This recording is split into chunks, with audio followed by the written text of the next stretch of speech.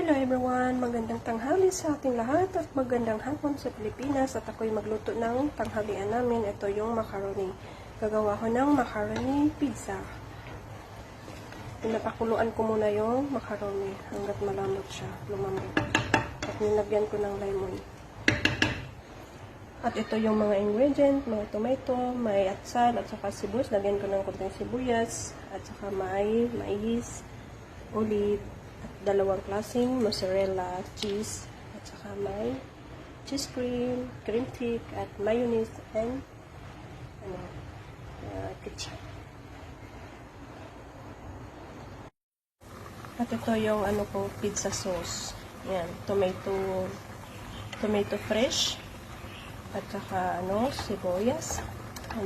Sibuyas o garlic. Tapos nilagyan ko ng konting ketchup at saka oregano.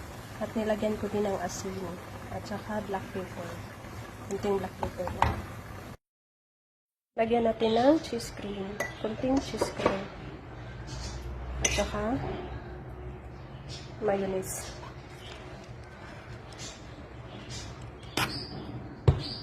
At saka thick cream.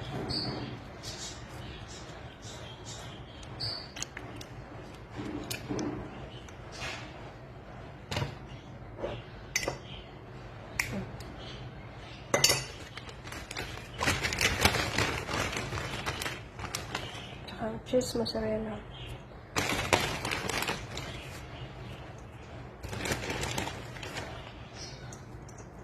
Tapos i-mix lang natin, halo-haloin natin.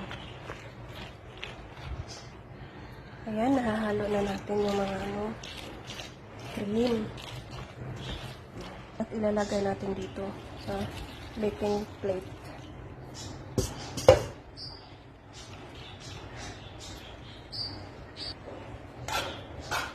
Lalagyan na natin ng sauce, pizza sauce. Ayan, nalagyan na natin. At lagyan ko kunti ng mozzarella cheese.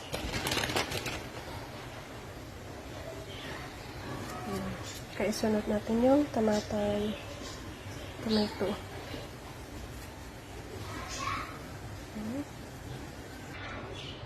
Green pepper at sal, lagay rin natin. Yung mga alaga ko, hindi sila kumakain ng mga gulay, pero kailangan lagyan.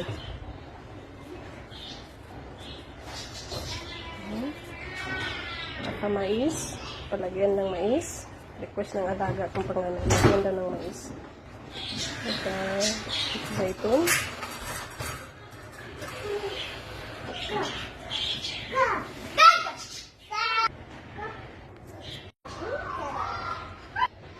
Ayan, tapos na. Ilalagay na natin to sa oven.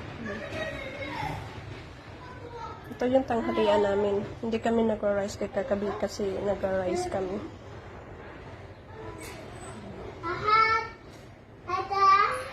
Lagay ko na to sa oven.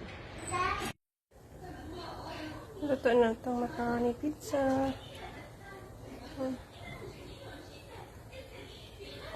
Ready to serve.